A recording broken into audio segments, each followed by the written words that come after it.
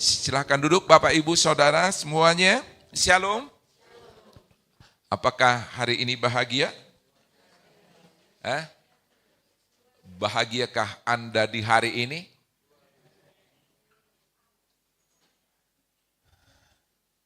Iya, hari ini kita akan melanjutkan perjalanan kerohanian kita. Tema kita di tahun ini apa? Di tahun ini. Apa? Ayatnya apa?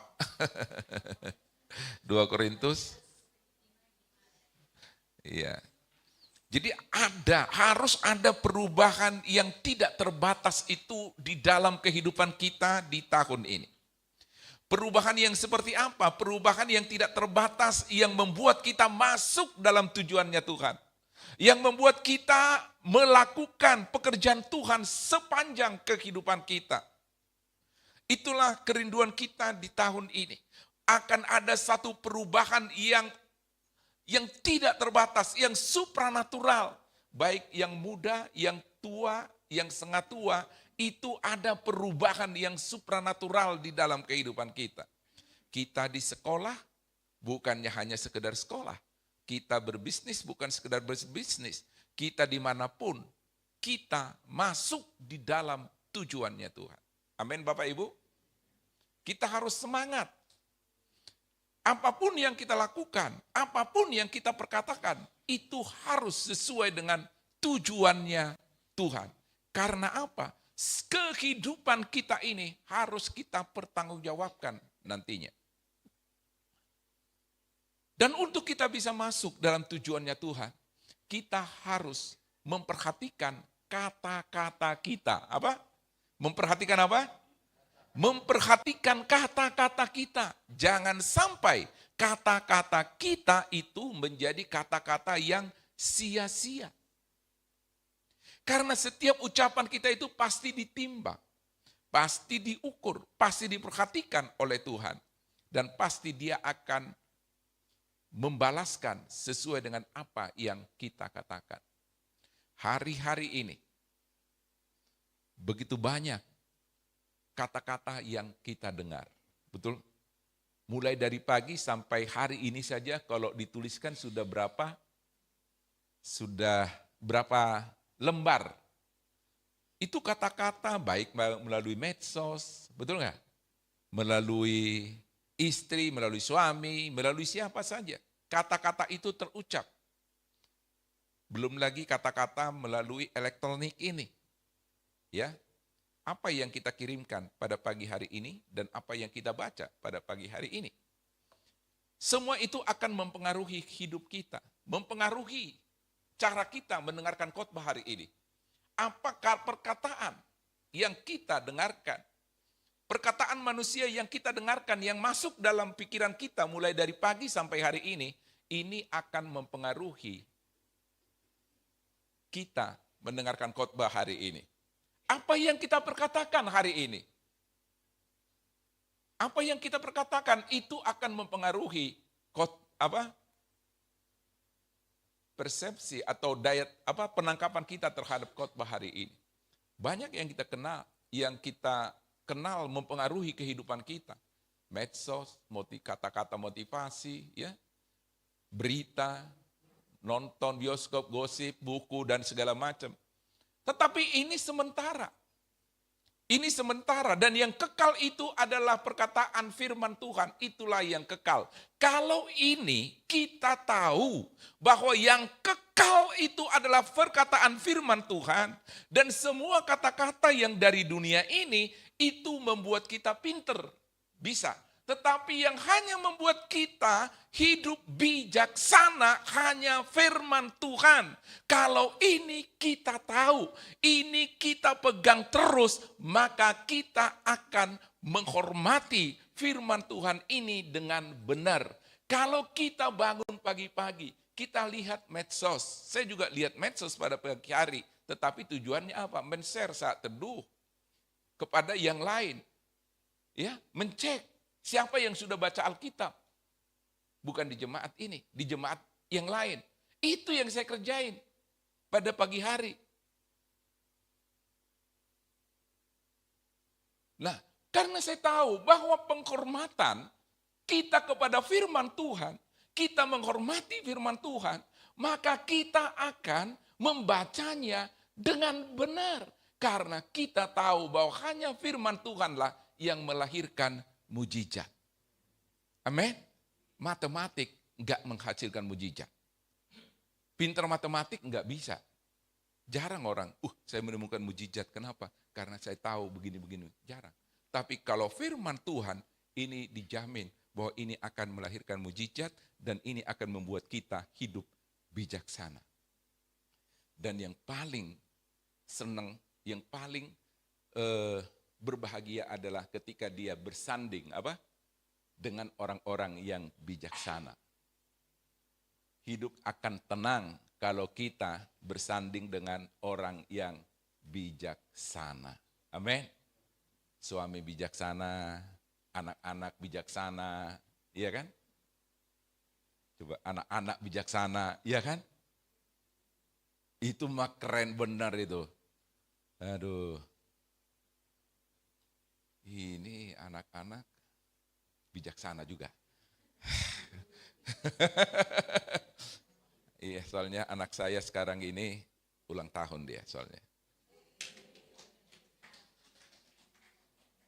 Iya, jangan ini PowerPoint ini cuman sebentar aja dibuat dia. Jangan dikirain Bang Mangata sekarang udah bisa buat PowerPoint. Enggak, kita yang buat. Nah, oke, nanti kita lupakan dulu itu. Jadi untuk hidup bijaksana ada satu, saya coba tuliskan seperti ini. Firman Tuhan bukan sekedar tulisan. Dia bukan sekedar tulisan atau kata-kata biasa. Tidak hanya membuat orang pintar. Tapi membuat orang hidup bijaksana. Firman Tuhan mengubah total kehidupan kita. Dan melakukan perkara yang supranatural dalam kehidupan kita. Kalau ini kita bisa mengerti, maka kita akan membaca firman Tuhan ini dengan benar. Kalau kita belum membaca firman Tuhan ini, tapi kita langsung ada, firman Tuhan ini mengubah hidup saya secara total. Dan firman Tuhan ini membuat saya bijaksana, dan firman Tuhan ini melakukan perkara-perkara yang supranatural dalam kehidupan saya. Maka kita akan bisa menangkap firman Tuhan ini dengan benar. Tapi kalau kita udah, ngoceh dulu sama istri, ngek gitu kan. Ngoceh dulu sama anak, ngek, saat teduh dulu gitu. Enggak akan ada itu pengaruhnya.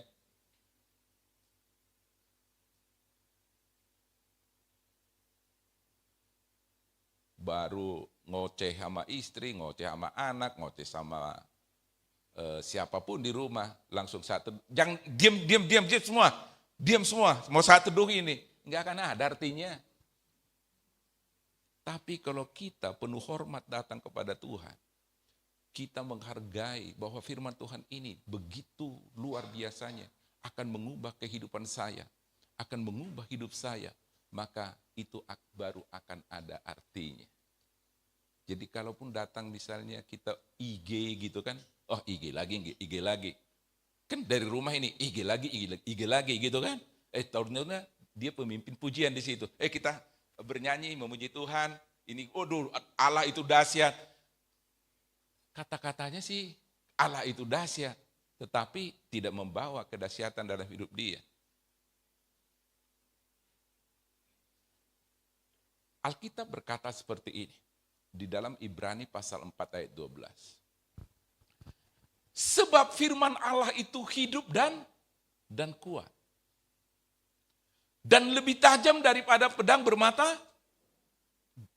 dua manapun. Ia menusuk sangat dalam sampai memisahkan jiwa dan roh, sendi-sendi dan sumsum. Ia sanggup menilai pikiran dan niat hati kita. Kita mau, ketika kita mau membuka firman Tuhan, kita mau menghargai, menghormati Tuhan. Seberapa besar rasa hormat kita kepada firman Tuhan, segitulah kita mendapatkan dampaknya di dalam kehidupan kita. Kalau kita biasa-biasa saja datang kepada Tuhan, membaca firman Tuhan ini, maka ya biasa-biasa juga lah dapat kita. Dan ketika kita dapat biasa-biasa juga lah kita menceritakan kepada orang lain. Dan ketika kita biasa-biasa menceritakan orang lain pun akan mendapatkan yang biasa-biasa dari kehidupan kita. Tapi ketika kita berpegang kepada firman Tuhan, sebab firman Allah itu hidup dan kuat. Kita belajar ada 4 hal dari perikop ini. Yang pertama, firman Allah itu hidup dan kuat. Firman Allah itu hidup. Jauh dikatakan hidup bernafas. Kalau hidup bernafas enggak? Bernafas. Berada di antara yang hidup, tidak mati dia.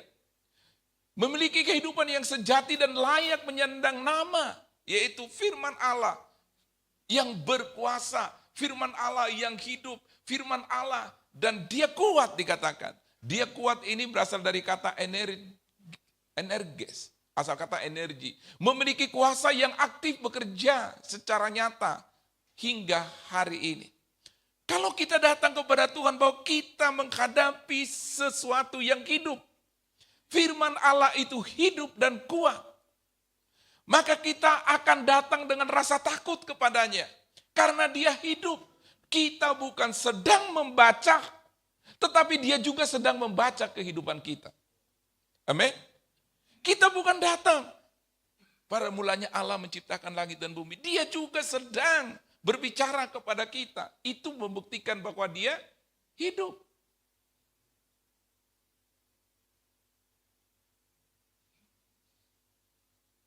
Buktinya bahwa dia hidup.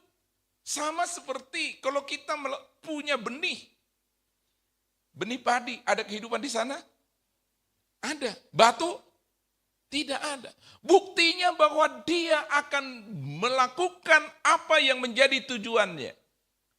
Firman Tuhan itu akan melakukan apa yang dia maksudkan. Dia tidak asal firman Tuhan, tidak.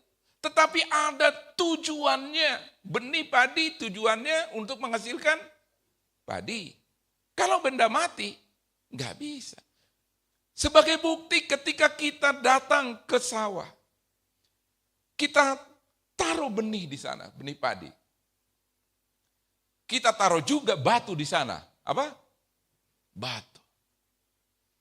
3 bulan kemudian kita datang, batu tetap batu. Batu tetap jangan jadi batu bilang. Tapi benih tadi, benih padi itu kita tanam di situ, 3 bulan kemudian kita melihat 1 atau 2. Banyak. Jadi firman itu hidup. Dia mengerjakan. Dia akan bekerja untuk tujuannya. Bukan untuk tujuan pembicaranya. Bukan untuk tujuan pembacanya. Tetapi firman Tuhan itu hidup. Dia akan bekerja ketika dia ditaburkan. Dia akan bekerja di dalam hati kita. Di dalam kehidupan kita untuk tujuannya. Tujuan firman Tuhan adalah untuk memulihkan. Tujuan firman Tuhan adalah untuk mengubah kehidupan kita. Tujuan firman Tuhan adalah untuk membawa kita masuk dalam rencananya yang luar biasa. Dan bukan hanya hidup. Hidup kalau misalnya hidup kalau begini-begini. Dia kuat. Kuat. Dia akan memberikan kekuatan kepada yang membacanya. Dia akan memberikan kekuatan kepada yang merenungkannya. Dia akan memberikan kekuatan kepada orang yang melakukannya. Amin Bapak Ibu. Dia bukan hanya hidup tapi dia kuat. Berbeda dengan hidup kita. Kita hidup tetapi kuatnya seperti ini aja. Kena panas sedikit, aduh panas. Iya kan? Matiin AC, apakah masih bisa konsentrasi? Belum tentu. Enggak kuat kita ini. Untuk kita bisa kuat, berharaplah kepada Tuhan. Dan kekuatan yang dimaksud di sini adalah kekuatan untuk melawan tipu daya si jahat. melawan pekerjaan si jahat, melawan intimidasi si jahat, melawan apapun yang tidak sesuai dengan kebenaran firman Tuhan ini. Hanya firman Tuhanlah yang sanggup untuk memberikan kekuatan kepada kita untuk berkata tidak kepada yang tidak sesuai dengan firman Tuhan.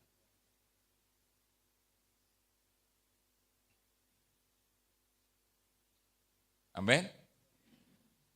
Amin apa? Iya.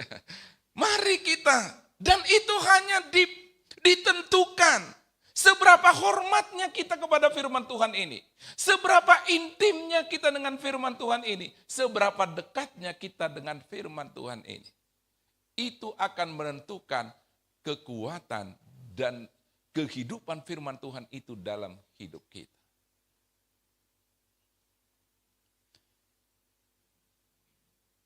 Firman Tuhan itu dikatakan dia lebih tajam daripada pedang bermata dua.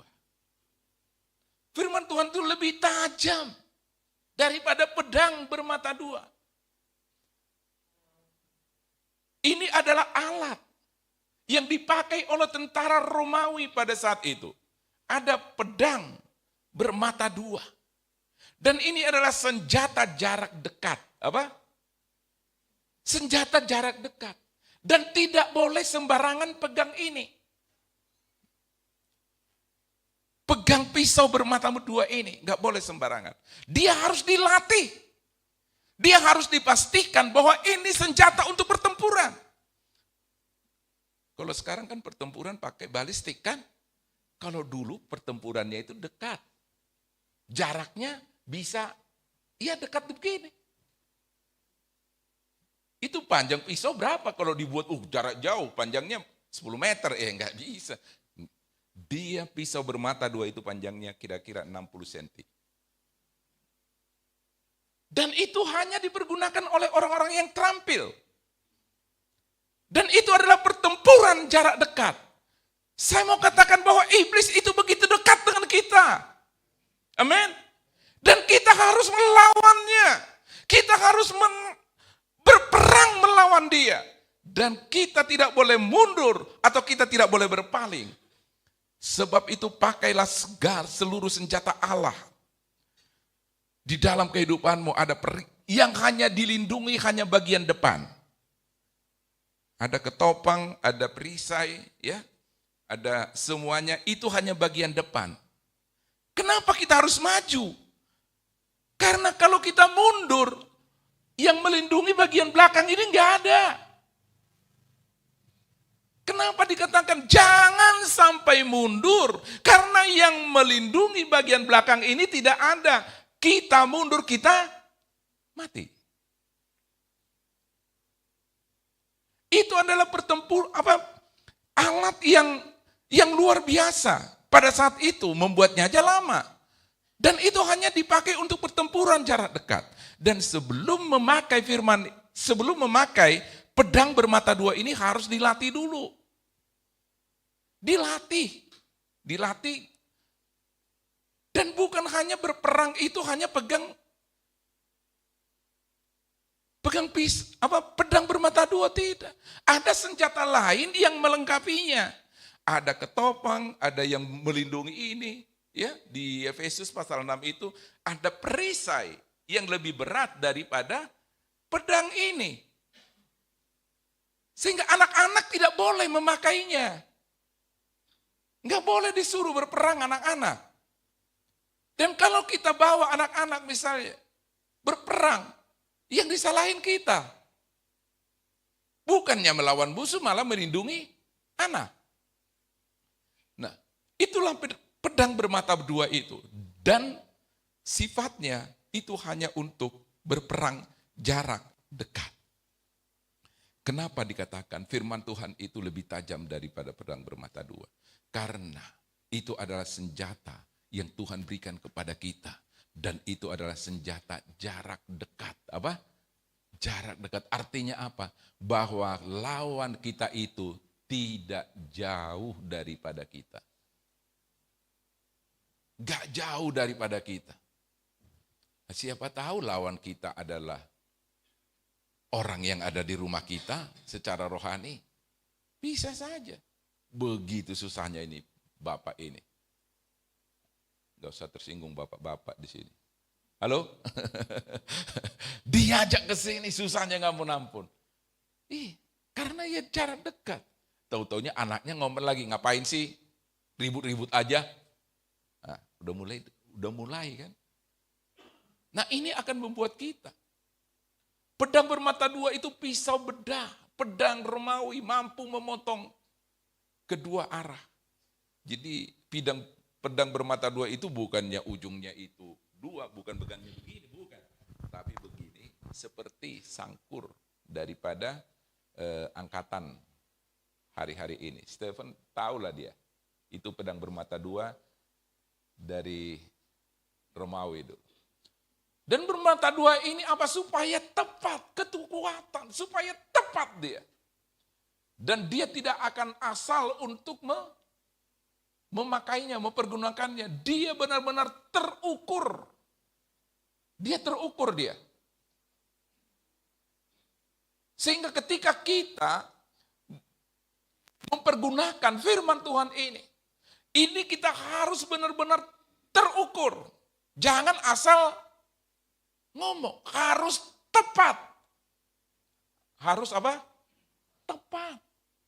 Firman Tuhan ini segini loh banyaknya. Maka ketika kita mau menyampaikan firman Tuhan kepada yang di kiri kanan kita, itu kita harus benar-benar merenungkannya. Kita harus merenungkannya dan mengeluarkannya dengan tepat.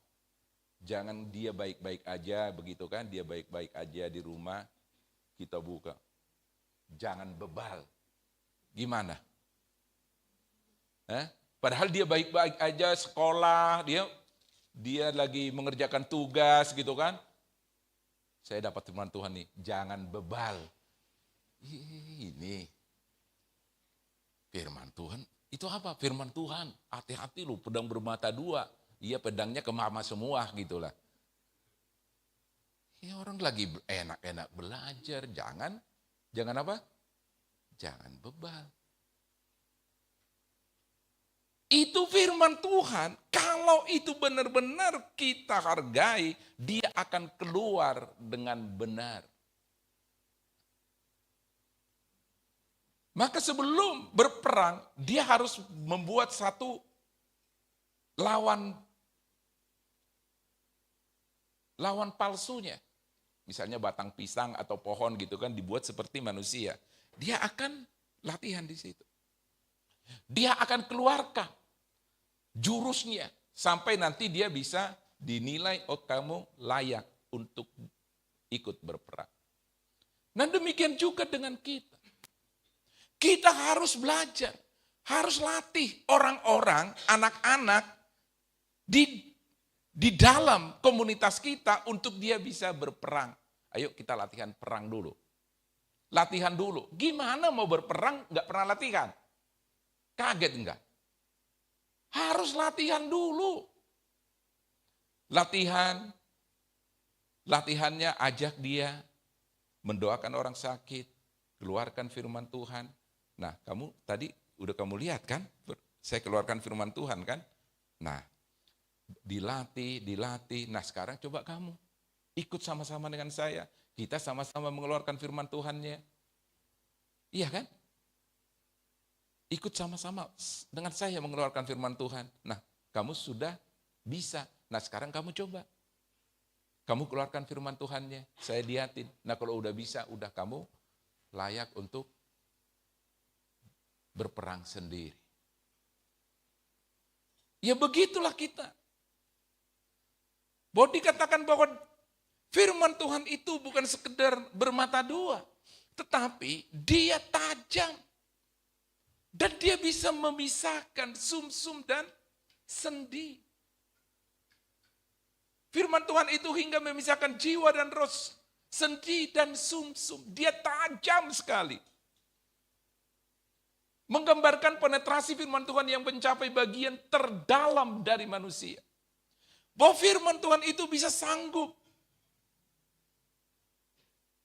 Untuk membedakan aspek alami dan rohani.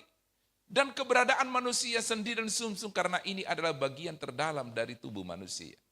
Firman Tuhan mencapai kedalaman seperti itu. Menandakan perannya dalam mengungkapkan kebenaran tentang sifat manusia dan kehendak Allah.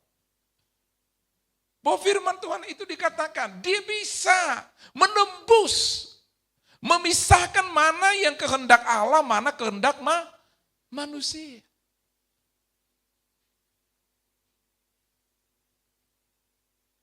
Tidak akan ada orang yang tertipu ketika dia mengandalkan firman Tuhan. Ada yang pernah tertipu di sini? Hah? Jangan senyum-senyum. Kalau kita mengandalkan firman Tuhan, maka tidak akan ada penipuan yang akan menerpa kita. Tidak akan ada orang yang bisa untuk menipu kita. Ketika kita mengandalkan firman Tuhan. Karena firman Tuhan itu akan memisahkan jiwa dan roh. Sendi dan sumsum. Dia akan menusuk dalam apa sebenarnya maksud daripada orang ini. Apa sebenarnya maksud dibalik kata-kata manis daripada orang ini. Itu firman Tuhan itu bisa menembus. Dan yang keempat dikatakan bahwa dia bisa untuk membedakan mana pikiran manusia, mana pikiran Allah, dan mana itu pikiran niat jahat. Firman Tuhan dikatakan dalam bahwa memisahkan jiwa dan roh. Ketika firman Tuhan itu bekerja dalam kehidupan kita, dia akan bisa memisahkan mana penyakit, mana yang tidak penyakit. Memang firman Tuhan itu begitu ketika dilihat, waduh seperti pedang bermata dua. Tetapi kalau kita masuk ruang operasi, ada saudara kita masuk ruang operasi, katakanlah mau operasi tumor. Maka kita akan bisa melihat ada pisau di bawahnya. Saya mau katakan bahwa pisau yang daripada Tuhan ini adalah memisahkan antara penyakit dan yang bukan penyakit. Pisau itu bisa menyayat tumor, memisahkannya daripada kehidupan kita. Dia mungkin melukai, tetapi luka yang akan membawa pemulihan dalam kehidupan kita. Amin Bapak Ibu. Dia mungkin luka, tetapi dia akan mengucapkan terima kasih kepada orang yang melukainya. Karena hari ini saya mengalami kesembuhan.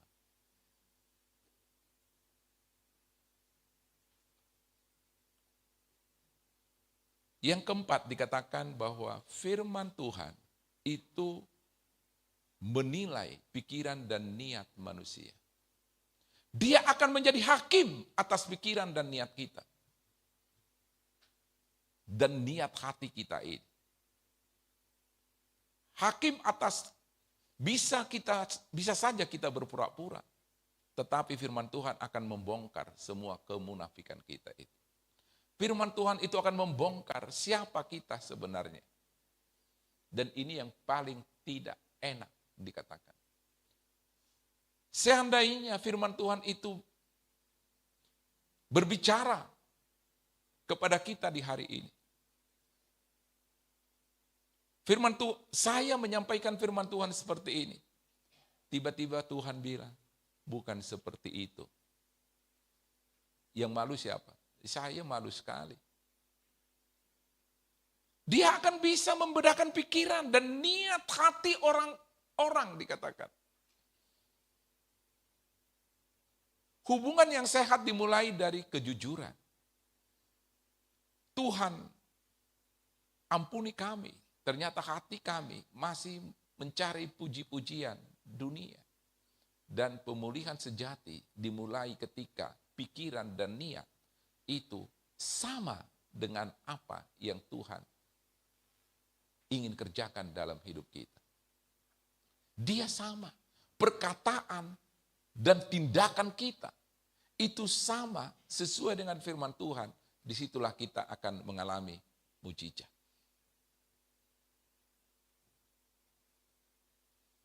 Jadi firman Tuhan ini, Tuhan berbicara kepada kita. Dan firman Tuhan ini juga akan kita pakai di dalam peperangan di hari-hari ini.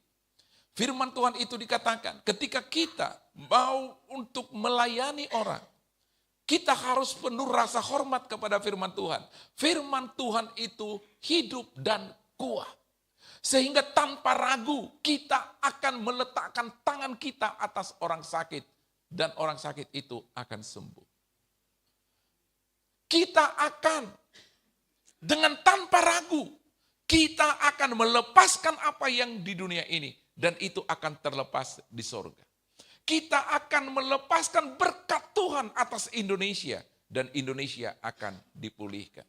Kita harus benar-benar dengan penuh rasa hormat berkata bahwa firman Tuhan itu ya dan amin.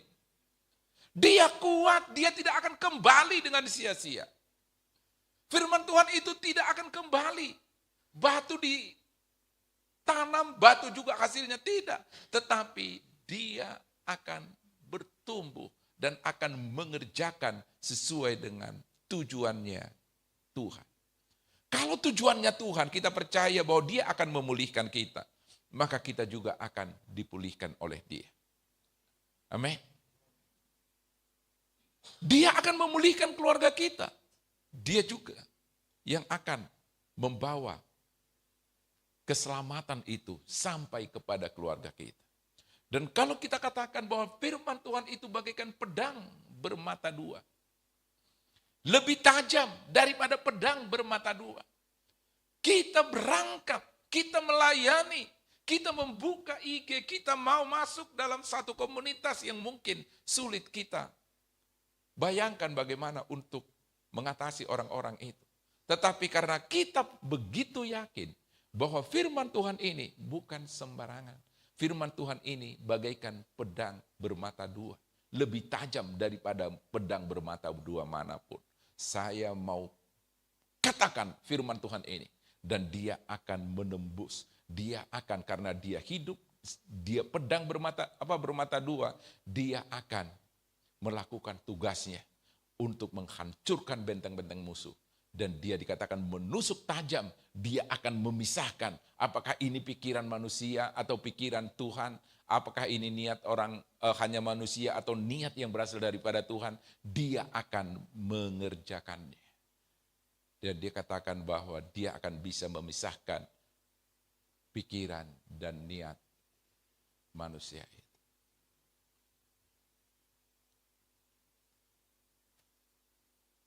Coba slide yang berikutnya.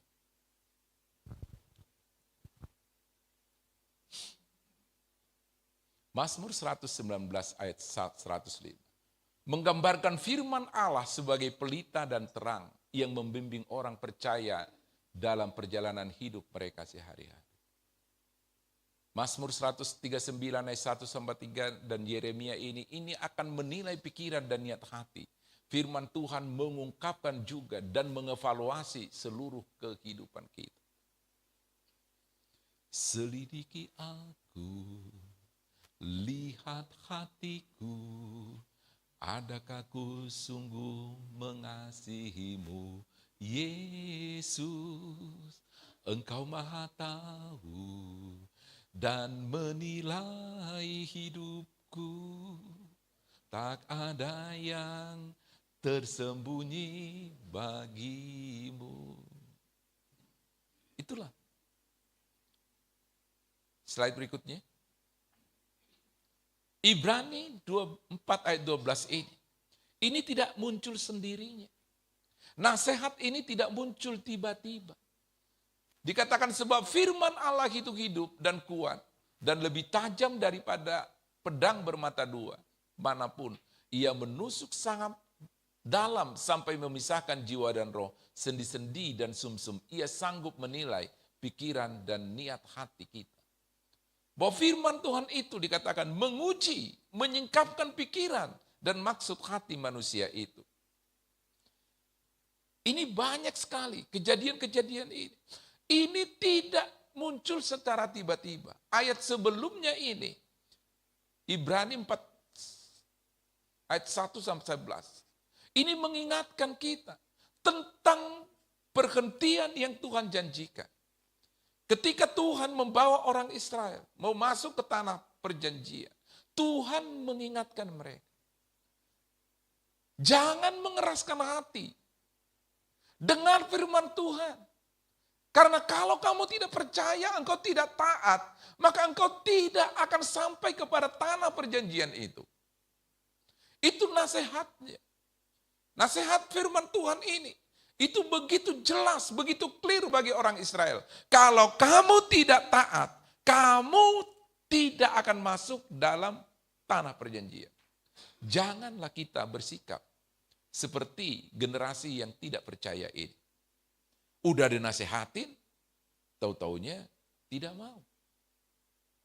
Ibrani 4 ayat 13 dikatakan, dan tidak ada satu makhluk pun yang tersembunyi di hadapannya. Sebab segala sesuatu telanjang dan terbuka di depan mata Dia, yang kepadanya kita harus memberikan pertanggungjawaban. Sampai ayat 11 dikatakan, kamu jangan berkeras hati. Kalau kamu berkeras hati, kamu tidak akan sampai. Ayat 13, ayat 12 diberikan nasihat. Hati-hati, firman Tuhan itu hidup dan kuat. Dia lebih tajam daripada pedang bermata dua, dan seterusnya. Dan ayat 13 dikatakan, dan tidak ada satu makhluk pun yang tersembunyi di hadapannya. Satu makhluk pun tidak ada yang tersembunyi di hadapan Tuhan. Termasuk makhluk-makhluk yang kecil-kecil. Ulat gitu kan. Itu ada di dalam kendalinya Tuhan. Dan Tuhan bisa perintahkan ulat juga untuk membunuh pohon. Betul nggak? Halo? Betul nggak? Betul apa enggak? Iya. Kalau di taman safari, itu ada pawang ikan besar, ikan lumba-lumba, karena dia punya otak. Saya belum ada temukan pawang ulat yang bisa menyuruh ulat ke sana dan ke sini. Ada? Ada enggak? Maka diperintahkannya ulat itu untuk membunuh pohon ara, dan satu malam saja pohon ara itu habis. Itu dalam kisah. Halo? Kisah Yunus. Dikirain kisah dongeng dari tadi apa?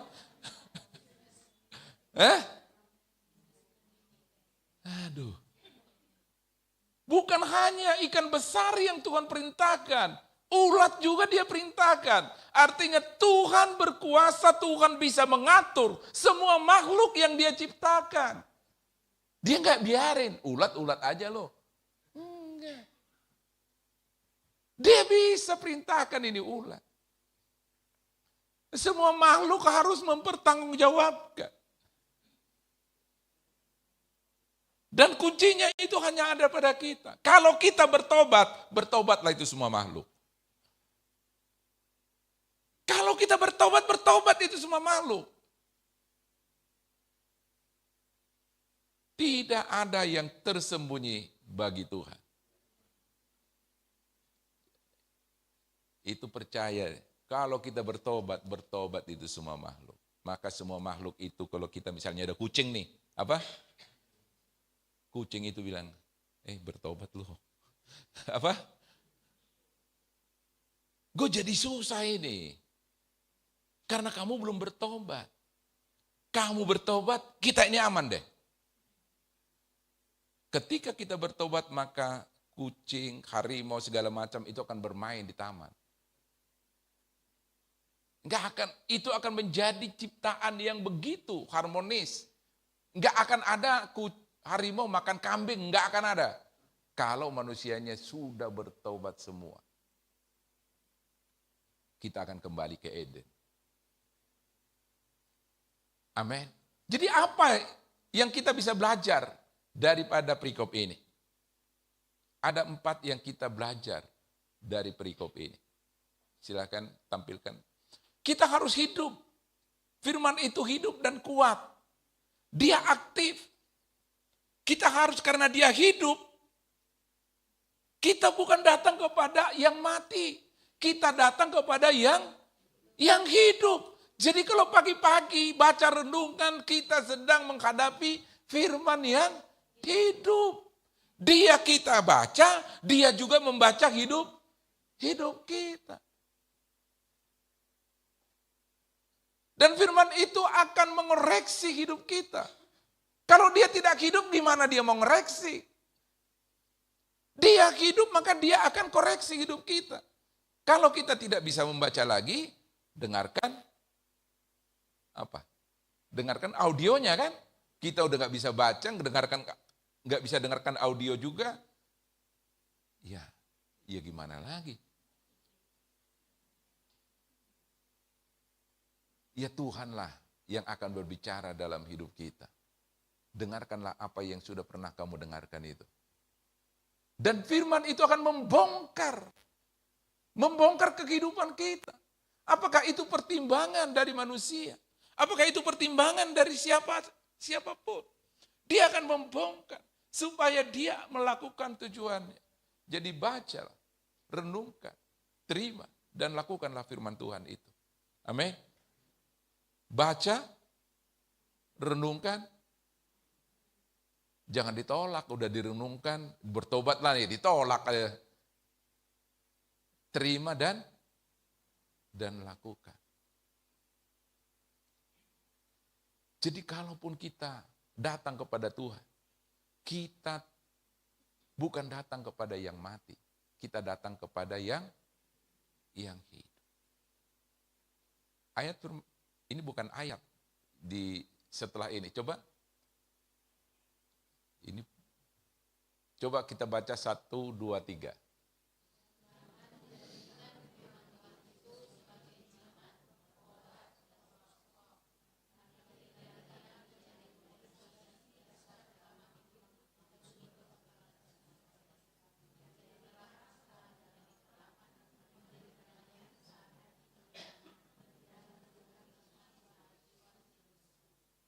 Karena banyak orang sekarang ini menjadikan firman Tuhan itu jadi obat.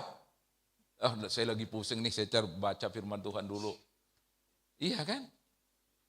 Atau ditaruh di bawah bantal.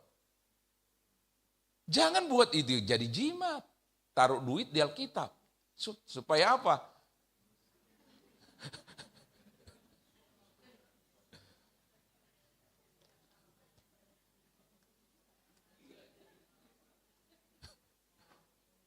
Iya. Atau horoskop. Membuat firman Tuhan jadi horoskop. Mana ini? Horoskop. Sehingga ketika dia cerita kemana-mana, gue baca firman Tuhan begini. Harus kaki kanan dulu, baru kaki kiri jalannya.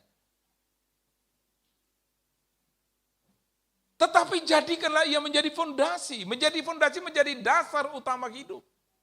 Inilah dasar utama hidup. Firman Tuhan inilah menjadi dasar kehidupan saya.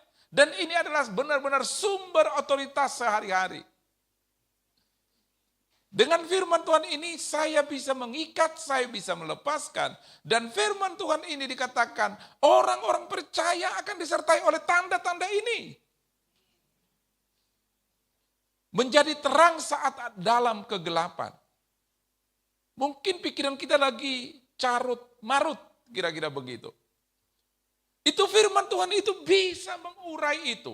Dia bisa membuat dari mana awal dan kemana akhirnya. Itulah firman Tuhan. Memberi kedamaian saat hati penuh penuh pertanyaan. Ya, agak puitis sedikit ya.